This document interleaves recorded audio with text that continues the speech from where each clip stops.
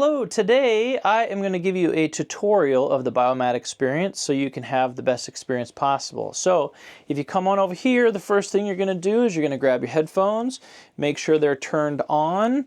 We're going to turn on the tablet here, make sure that the music is on, YouTube music, and then when we put on the headphones, we press the play button and we hear the music start to play. Excellent.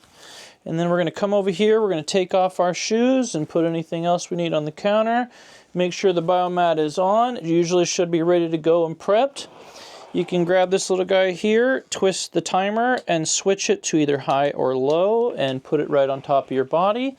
And then you're going to slide right into here underneath the covers. Grab the covers, pull them over. Pull the spot right up over on top here, and you can flip it to the high or low. It feels beautiful.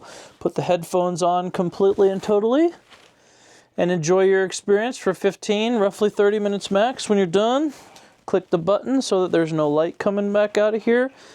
Replace the blanket.